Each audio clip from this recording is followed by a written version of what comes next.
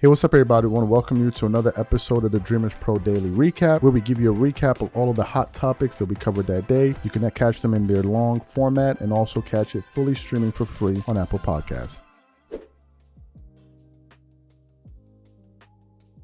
It was well-deserved, but before we even get into what Rob Parker had to say, today's video is brought to you by our sponsor, PrizePicks. PrizePicks is America's #1 daily fantasy sports with over 10 million members.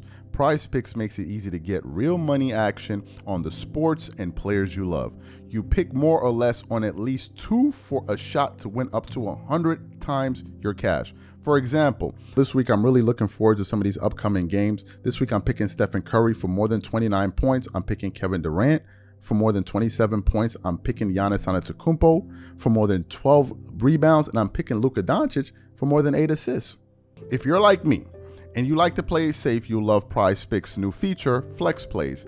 It's the safest way to play. You can still cash out even if your lineup isn't perfect. Plus, you can double your money even if one of your picks doesn't hit. On top of this, PrizePicks puts their members first, so all withdrawals are fast, safe, and secure. When my picks hit, I can get my money as quick as in 15 minutes. So download the PrizePicks app today and use code CLNS to get $50 instantly when you play $5. That's code CLNS on PrizePicks to get $50 instantly when you play $5. You don't even need to win to receive the $50 bonus. It's guaranteed. And remember, whenever you support this sponsor, you're supporting this channel. Thank you. All right. So what we want to do is we want to play what Rob had to say. We're actually going to play the sound of what Kendrick Perkins had to say. And then I want you guys to listen to what Rob and Kelvin also chimed in as well. And then we're going to come back and continue on the show. Take a listen to what these guys had to say here. Kendrick Perkins on the Legends Talk podcast talking about Shedeur Sanders on the heels of his first win as NFL starter. Shedeur Sanders is the most powerful black man since 2009. You know what happened in 2009? Right. That's when President Obama got elected in office. He's the most powerful black man since 2009. You said you were sitting there watching the game in your house, and what you did? You ran with the TV. Yeah, right. Right? I did. What was you doing, DB? I was cheering. I was happy. You was cheering like a. When Shedeur Sanders is on the field, and when I say powerful because there's two sides of it, right? Think about it. Okay, you got the black community. He bringing the whole black community together. I ain't ran across one black person that didn't said one bad thing about Shedeur. We want him. And guess what? Not we one, want him. because he has the balance. He has the balance of that. I'm arrogant, but I'm humble too. Mm-hmm. Yeah, right. He got fun with this. And he having fun with. And on top of that, y'all want me to say it ain't. Y'all want me to feel it ain't gonna happen. Yeah. He's the most powerful black man in sports. No other. Matter of fact, black man. He the most powerful player in sports. Terrible. What an awful take by Kendrick Perkins. An embarrassing take to equate a 5th-round quarterback with the first freaking black president of the United States in a country where black people came over here in chains as slaves. How dare you diminish Barack Obama and his legacy to some damn football player? Are you serious? Kelvin, I'm not even kidding. It is demeaning. Really? That's your hot take? That this dude matters more and is the most powerful man than the first black president of the United States? I don't think so. Any day of the week. You want to celebrate Shedeur, do it. You want to root for him, do it. There are plenty of black people, I hate to break it to you, who aren't Shedeur Sanders fans. That's fair. Because they have other quarterbacks that they're fans of. Or just Lamar. don't think he's great. Like he or they don't like the way he comes off. Of all people to rally around, and I'm going to be serious about this. He ain't one of those great American stories where a guy came from nothing, had everything against him. His dad's a great former athlete. His dad is a Hall of Famer in football and played Major League Baseball. His dad coached him all the way up to major college football. His dad. Mhm. He grew up rich. Really? That's the story that you're so enthralled with? I'm sorry. It's not an anti-Shedeur Sanders, but let's not make it bigger than it really is. That's my point. Mhm. This is over the top. And I'm going to be real with you, Kelvin. Yeah.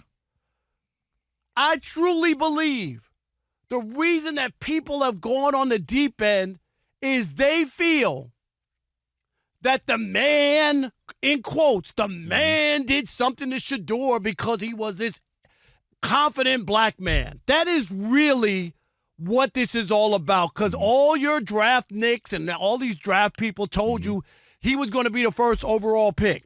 You ain't want to hear the reporting that went into it that said that he came to these meetings unprepared, whatever, headphones on, not paying attention, whatever. You don't want to hear that.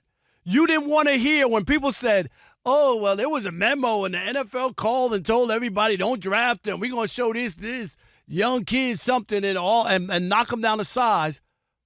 But when they did reporting, it said that the Ravens called for him. The Eagles called for him. And he said no. He didn't want to go to those teams. So this whole notion is ridiculous. I'm dead serious. I laugh or I joke all the time. Mm-hmm. I literally threw up in my mouth to hear him say that he's the most powerful man more than Barack Obama. Well, he said since. Yeah, since Barack Really? Obama. But Really? Okay, so let's start there. First, I think Perk was he's using the wrong word. If he wanted to say hot rod, controversial, maybe he has the most support, which I still wouldn't agree with those, but that's a conversation. But to use the term most powerful black man in America, that's crazy. First of all, he's 1/100th the power of LeBron James. It doesn't even make sense. It's not even in the same stratosphere. He's 1/100th the power of Magic Johnson, Steph Curry. Thank you. If you Keep want to go, going. Colin Kaepernick, because he said going. since 2009, Colin Kaepernick and the movement that he started. Thank you, Kelvin. Keep going. I can go down and down the list, and that's just the sports world. I mean, because you can keep going with some other people's. He's not even on the level of still Magic Johnson, Michael Jordan, as far as power, sheer power. Michael Jordan still sells sneakers like they're going out. He hasn't played in 20 years. I'm just saying his influence. Yeah. And look at what Magic Johnson has done. So many things on and off the courts. Now on the field as a part owner of the Dodgers, part owner of the Commanders, the stuff he does in the community. You live here in LA. Like, settle down, Perk. If you're saying he's the taste of the moment, the controversy, like, meaning if I go, I'm Team Shedeur and Lightning Rod, and somebody go, I'm not Team Shedeur, then yes. But the idea of the most powerful black man in America, that Perk, that's disrespectful also to the people who not even are doing things in just sports, that are doing things in the communities. You know, I could go on and on and on. So that was crazy. Of Perk's end on that end. Excellent. So you heard the commentary there. What are my thoughts about this? Kendrick Perkins seems like a cool dude, but this is like part of his thing. I know that people that work at ESPN, I feel like they feel this need to say something that will go viral like every 2 weeks, right? So they just reach and say crazy stuff. For example, when he came out and said that he thought the Lakers were going to win over 70 games when they acquired Russell Westbrook. This isn't the first time that Kendrick Perkins has said things like this. But in terms of him saying that Shedeur Sanders is the most powerful black man since Barack Obama, it really is a poor reflection on what Kendrick Perkins thinks of his own community. Really, it is. Because to say that I think a 5th round or 4th round pick quarterback is as powerful as the first black president of the United States is mind-numbingly stupid. It's mind-numbingly stupid. It's and to even put them in the same sentence is beyond insanity. It truly, truly is. Like how he even came to that conclusion is insane. The influence, or rather the importance, or the power rather, that President Obama had. What are we talking about here? You're talking about a football player. A football player. A football player that we're begging the coach to play him. compared to a United States president. Like, what are we talking about here? Like, I don't know what's wrong with these guys. I don't know why these guys all of a sudden they get so excited and their titties start tingling and all of a sudden they feel the need to go out there and say stupid shit. I don't get it. Like, how did you even equate Shedeur Sanders to a former president, who, by the way, was the first black president ever in the history of the United States?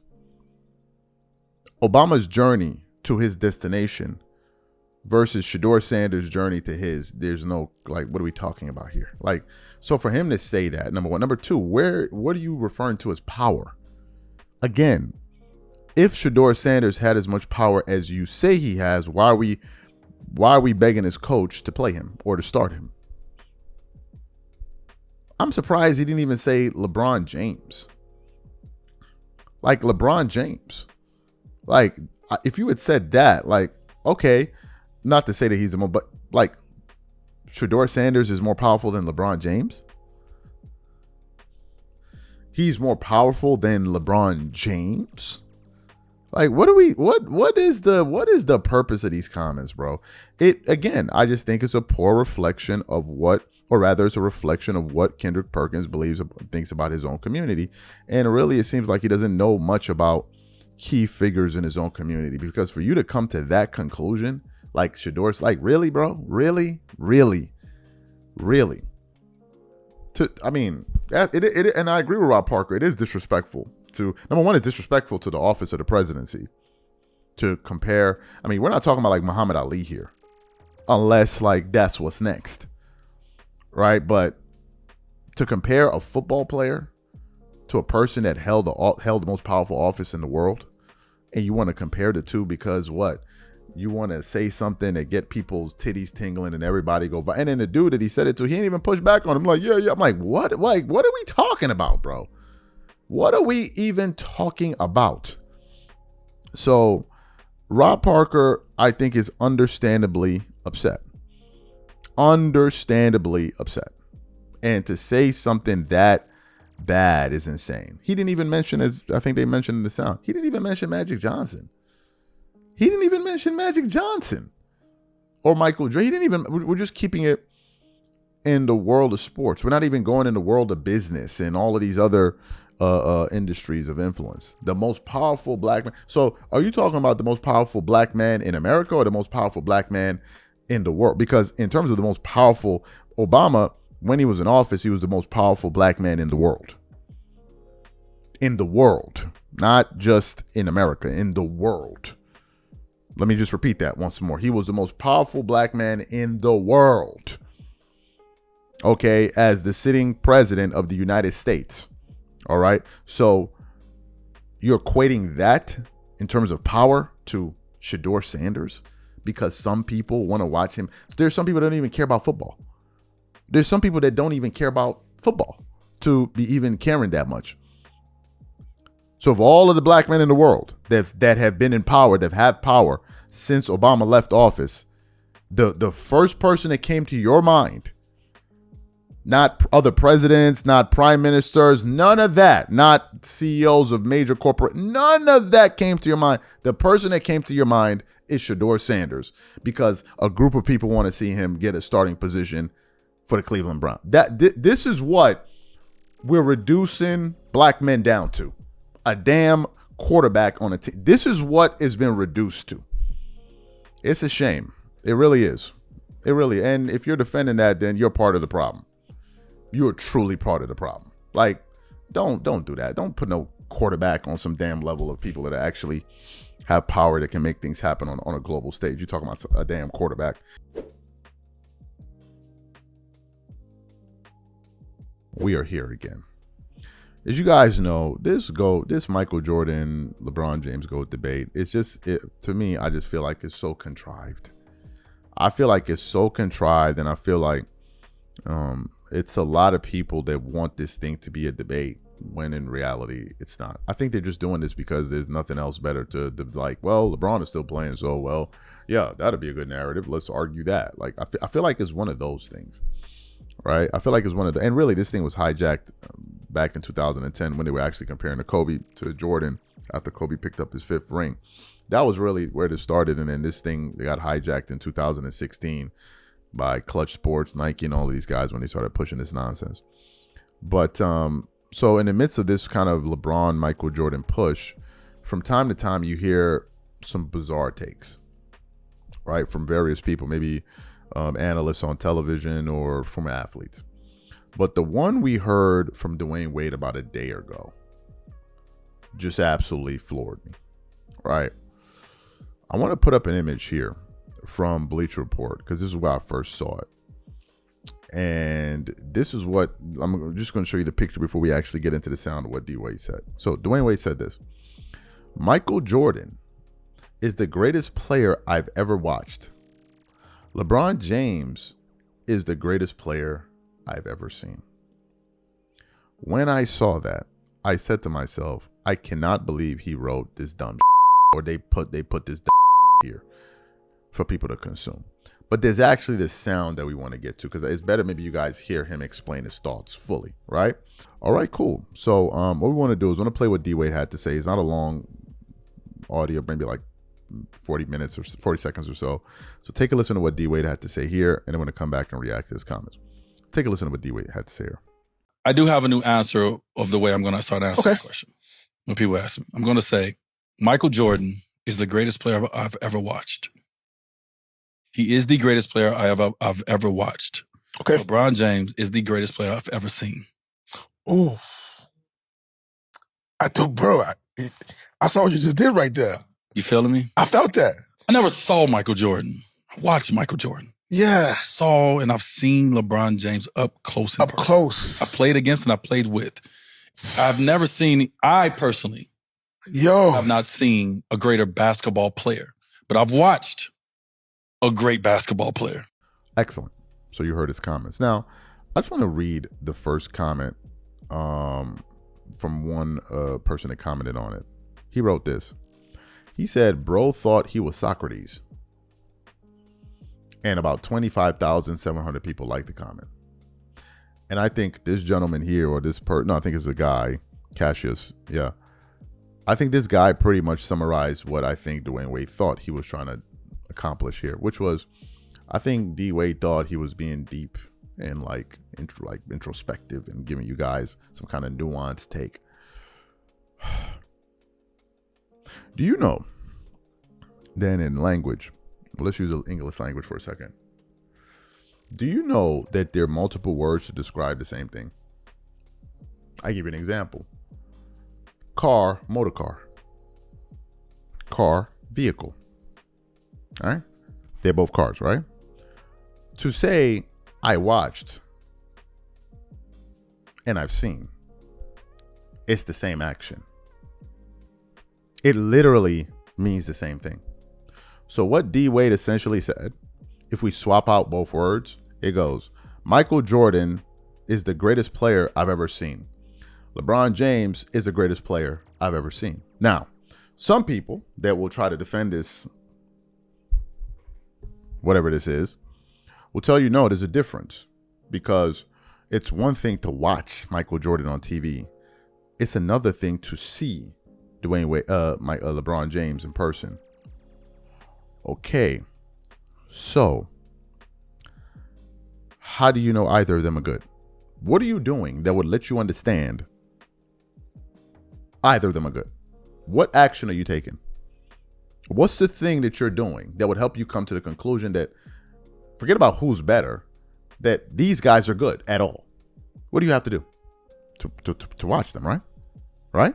So if you're watching Michael Jordan and you're watching LeBron because you're all talking in past tense, you just essentially said the same thing. And I think the reason D Wade said this is because he still has to do this politically correct mumbo jumbo. He has to still kind of play the game, and LeBron is his guy, and we get all of that. But I think really at the core of it, that's what it was. He didn't really want to take a position because, well, it wouldn't be right to say that Michael Jordan is the greatest player of all time, being LeBron's former teammate. It just wouldn't. It just, because you rarely, I don't think I've ever heard a Michael Jordan teammate say LeBron is with the exception of Scottie Pippen. But Scottie Pippen has flip-flopped so many times, by now he should be a salmon. That's how much flip-flopping he's been doing on that topic. He's the one guy, but I've heard him flip-flop on the matter so many different times. In the case of D Wade, I sincerely am confused about what the hell it is he thought he was trying to say in this sound. I'm confused. Now, I'll give you guys something that I used to say when comparing Kobe Bryant to Michael Jordan. I didn't get to watch Michael Jordan's career live. I saw him on the Wizards, but I wasn't really watching him on the Bulls. But I did see Kobe Bryant play live, right? Just to be clear, Dwyane Wade is talking about seen because he's played with him, as he said. So he's talking about like up close, right? But I've always said, as a Kobe guy that watched Kobe Bryant play live, not in person, but live, I said there's a person, I've never seen anybody play basketball like while he was playing that good live. Why? Because I never saw Jordan. But after I watched the footage of MJ and actually got to watch him play, which is essentially what I did with Kobe, I watched him play, it became pretty clear to me that Michael Jordan was better. Now, how did I know Michael Jordan was better? Because I watched him play. So D Wade has watched Jordan. He's watched LeBron, but still he wants to kind of play this game of, oh, well, bro, you said the same thing, man. Matter of fact, if you didn't want to answer the question, just say, I have no answer, or no comment on this question. And we would have moved right the hell on. But these comments were pretty bizarre. Like, it made no sense whatsoever. Like, it made no sense. It made no sense. And it was just bad. Like, it was really bad. And I don't know why Bleacher Report posted this. Now I get it. I know why, because they're trying to make it seem like it's a GOAT debate. But I think they did D Wade a disservice here by posting this. I really do, because I don't understand his point. And at the end of all of this, D Wade, who's better? Who's better? And he'll tell you, oh, it's Michael Jordan. So then what are you talking about? You've seen, so obviously after watching the two of them, you still came to the conclusion of Michael Jordan. So why didn't you just say that to begin with? He could have simply said, Michael Jordan is the greatest player ever, and I think the LeBron James is the second greatest, and that would have been the end of the conversation. But to say all of this stuff right here, bro, exactly. One gentleman wrote, are we finished or are we done? Like, what are we talking about right now, bro?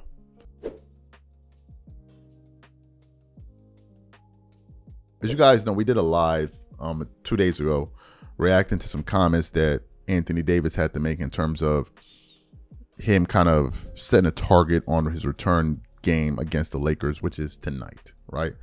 AD wants to get back and play against the Los Angeles Lakers. I think they're going to be playing in LA. Last time I think they played in Dallas, yeah. So I think it may be AD's first time back to LA. I could be wrong, but I think it is. Anyway, so we have that kind of going on here. Now, as well, if we look at the NBA standings, the Lakers are doing fantastically well.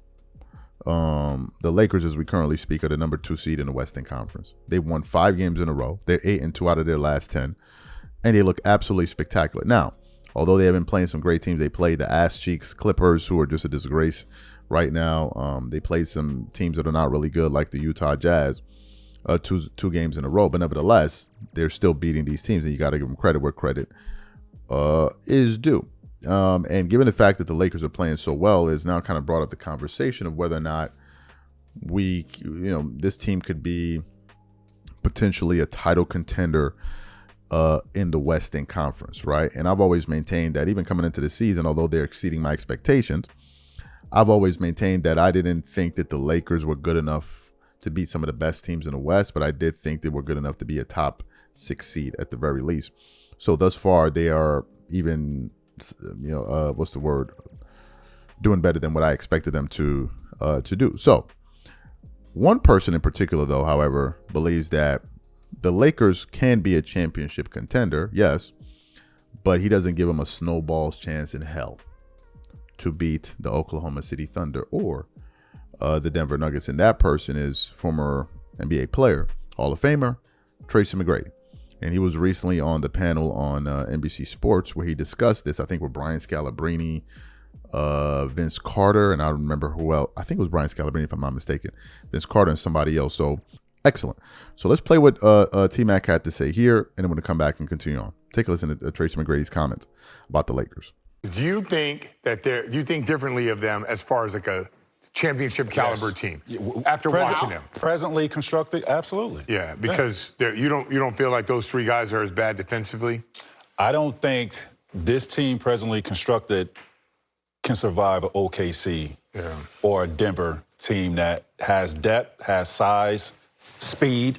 I don't think they can sustain that. I have to agree. Like the Clippers, they're nowhere near defensively like what Oklahoma City is, Denver is. So as good as those guys played, they're not going to be able to have those type of numbers against a high-level defense. This is the slowest paced team in the league, Clippers, tonight. So They're also the oldest. the oldest. So Where do you stand on it, Vince? Same. I mean, I think right now, everything you're trying to match OKC, quickness, athleticism, they have it all. Right now, the Clippers are in mud. if you look at this roster constructed, what do you see on this bench that can give you consistency? Right? Okay. I mean, in a 7-game series against OKC or Denver. Nah, not against them, but they're going to be a good, fun watch during the regular season. Absolutely. And we have, when Oklahoma City plays them, we have the game. So I can't wait till that happens. Showtime. Fantastic. So you heard what T-Mac had to say. What are my thoughts about this? Well, let's put this in its proper perspective. The Oklahoma City Thunder are currently, as I'm sitting here talking to you, are the number 1 seed in the Western Conference. Okay? The number 1 seed. They have a record of 18-1. They have won 10 games on the road. In a row. They are 9-0 at home. 9-1 on the road. If you look at some of the team statistics, the Oklahoma City Thunder are the 3rd-ranked team in scoring, 122. They're the 1st-ranked team in defense in terms of opponents' points per game, where opponents are giving up 105.6. They are outscoring opponents by over 15 to 16 points per game. Essentially, that means it's a blowout every single game. Their offensive rating is number 4. The defensive rating is number 1. Now, the Lakers, on the other hand, right, who I'm rooting for this year, even if LeBron is there, I'm still going to root for them because I said I was going to root for them in the beginning of the season. The Lakers have the 13th best offense in terms of points per game in the NBA with 118. Defensively, they're ranked 14 in terms of opponents' points per game. So they're giving up 114 points, basically giving up about 9 more points per game. So they're giving up 9 more points per game while being the Oklahoma City Thunder are scoring more than 4 more points. So the margin of victory is not even in the same universe. Offensively, they're top 10. That's good. Defensively, they're number 17. So even looking at them from a team statistical standpoint, they're not in the same stratosphere. Then, we mentioned an important update. Their 2nd best player in Jalen Williams has not even played a single bloody game this season. He hasn't played a single game this season. And I believe he's making his return to the court tonight, right? The update is he's back, right? He's, after the injury report, return for the Suns. He's going to be playing for the Suns, according to the big league. I just got the update here. So he's going to be making his return tonight against the Suns. They're doing this without their 2nd best player. And when he comes back, they're only going to get better. At this current rate and pace that this team is playing at, we're beginning to ask the question, is this team going to break the all-time record in terms of wins? Folks, they have played 19 games. That's almost a quarter of the season they've lost 1 game. If they kept playing at this rate, they would lose about 5 games this year. 5. There's nobody on this team's level. So to even suggest that there is one, you're living in a universe made of freaking I don't even know what. But then he brought up another team, which is the Denver Nuggets, right? Denver Nikola Jokic has been the Lakers' Achilles heel, right? Because they haven't been able to have an answer for him for seasons now, right? And even when they had their all defensive caliber player in Anthony Davis, they still couldn't stop him. The only time they were actually able to stop him when they played him in the Western Conference Finals was you had to put 3 guys on him. It was a combination of Dwight Howard, JaVale McGee, and Anthony Davis to stop him. As constructed, the Lakers don't have that. They have DeAndre Drummond. He's not the answer, Sway. The other guy, I forgot the guy that comes off the bench, the light skin, I can't remember his name. He's not the answer. So in a series, the Lakers still have to prove that they can stop him. Also, a person has been a thorn in the Lakers' side in the playoffs has been Jamal Murray. How are they going to figure that out? And good luck stopping a Jamal Murray when your starting lineup consists of LeBron, Luka, and Austin Reeves, people that are known to play absolutely zero defense. The best defender out of the 3 of them is LeBron James.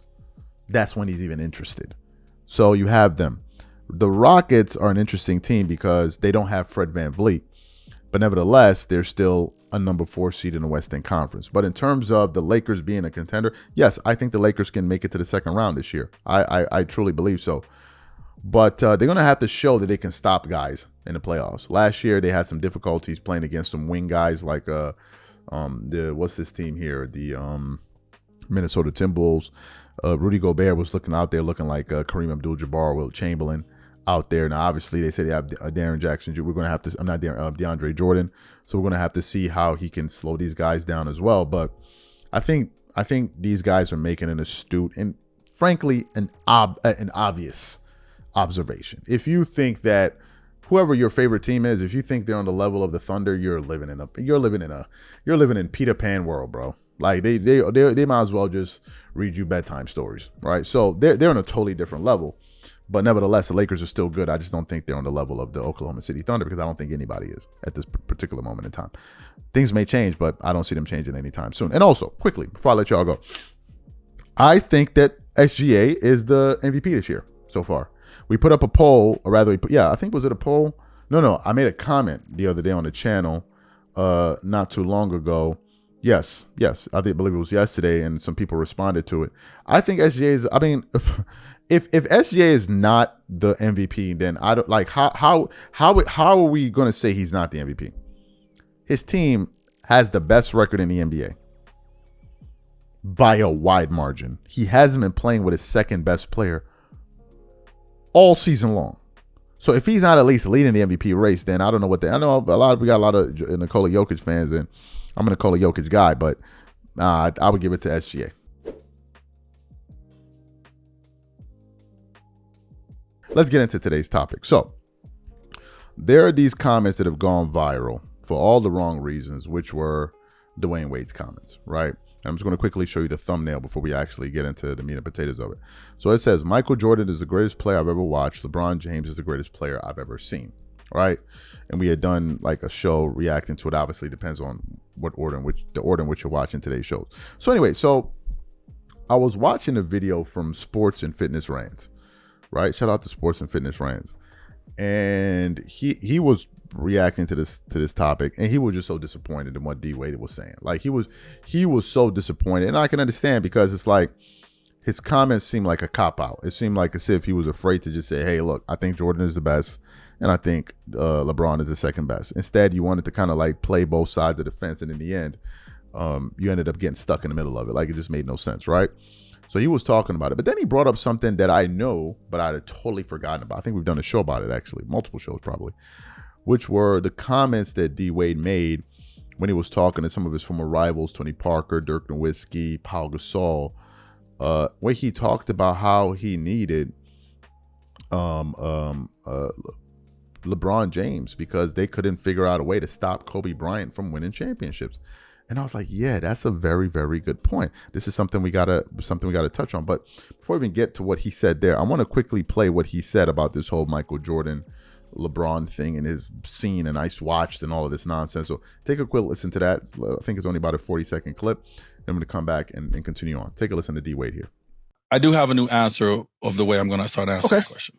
When people ask me, I'm going to say Michael Jordan is the greatest player I've ever watched. He is the greatest player I've ever watched. Okay. LeBron James is the greatest player I've ever seen. Ooh. Bro, I saw what you just did right there. You feeling me? I felt that. I never saw Michael Jordan. I watched Michael Jordan. Yeah. Saw and I've seen LeBron James up close. Up close. I played against and I played with. I've never seen, I personally have not seen a greater basketball player, but I've watched a great basketball player. Excellent.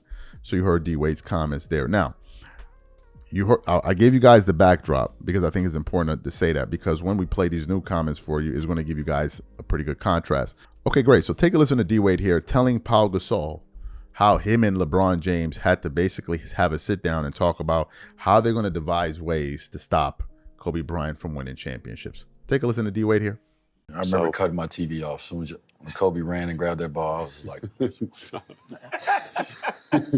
LeBron. All right, bro. Especially losing against them before. CV, whatever. I ain't lying to you. I'm not lying to you. I cut the TV off. When I watched Kobe run and grab the ball and celebrate, I was like, so what you gonna do? That was our summer free agency. They were dominating. Like, Kobe was winning all these rings. I was like, wait, hold on. Now he got 5 and we got 1? Like, no. So, yeah.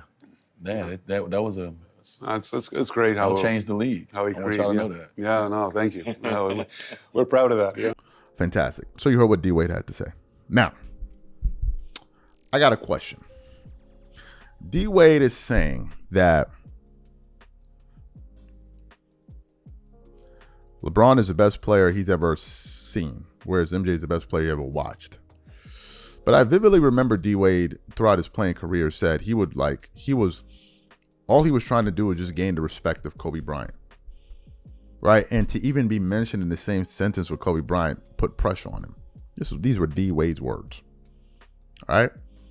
To even be put in the same sentence with Kobe, it would put pressure on him, and it was an honor. Right? To be put in the same sentence with him. Then I also remember D-Wade saying after Kobe's 2010 championship, we did a show about it, where he believes that Pau Gasol should have won the Finals MVP in 2010, which he got roasted for making those comments. So my question is this: if you're saying that Pau Gasol deserved to win the championship, the Finals MVP because of Game 7, or in that series because of how poorly Kobe shot, although he had I think 20 points or something and 15 rebounds in Game 7 it would then make it seem like Kobe was good, but he wasn't as good as advertised. Right? If he's not even good enough to win a Finals MVP, he can't be that good. So all of this reverence you were paying to him and being like, oh my God, if they mentioned me and Kobe, that would be incredible, right? Maybe you misunderstood it. So if he wasn't that good, why did you feel the need, where you're to the point where you're saying that Pau Gasol should have won a Finals MVP over him? Why did you feel the need to now go get LeBron James to stop Kobe Bryant? I thought he wasn't even good enough to win a Finals MVP over D-Wade. Over Pau Gasol. So why did you feel the need to go get LeBron? Why did y'all sit down and say to yourselves, damn, Kobe's at 5 championships. I'm sitting here on 1. LeBron is sitting on 0. We need to figure out a way, because if we don't stop, this guy's just going to keep winning them all. And there was probably a chance for him to win another one, although Dallas was coming that next year. And they put the beats on everybody. Now, Kobe didn't capitulate. He was putting up numbers anyway. We all know why Pau Gasol didn't play well. That's a story, a little messy story. We're not going to get into that. But Kobe wasn't capitulating or nothing like that. They were just running through the entire league. And the Lakers were playing with a lot of hubris. I remember even when the Lakers were down 0-3 and they were still talking about, I feel like they were just so full of themselves at that point because they had gone to the finals 3 years in a row, won two in a row. I remember that, listening to Lamar Odom and all of that. But anyway, so Why don't you feel like why did y'all have to team up together to say, why was your eyes on Kobe? Why wasn't your eyes on Pau Gasol? Why wasn't your eyes on Pau Gasol? You didn't watch Kobe Bryant go on those runs? Wasn't you the one in the game in 2008, the finals, when Kobe was playing against the Celtics, when he was hitting shots all over the court and he hit that long range, mid range, half court shot, and you was drinking a bottle of water, you like sipped it like, damn, this is bad. Wasn't it you that was watching him doing that? Wasn't that you? Wasn't that you? Now all of a sudden, we coming up with this mumbo jumbo, but it's all good, bro. It's all good. As they say, out of sight, out of mind. And apparently, that's exactly what's happening here. A guy that you thought Pau Gasol should have won the finals MVP over is a guy you guys were devising ways to stop. Make it make sense, bro. Like, what are we doing? I get it. That's your man, and y'all want to defend him, and y'all want to make it seem like this GOAT debate is a real thing. But my God, bro, there's a thing called the internet. Like, you guys do say things over the years that we can go back and pull up. Like, come on, man, y'all gotta knock it off with this nonsense.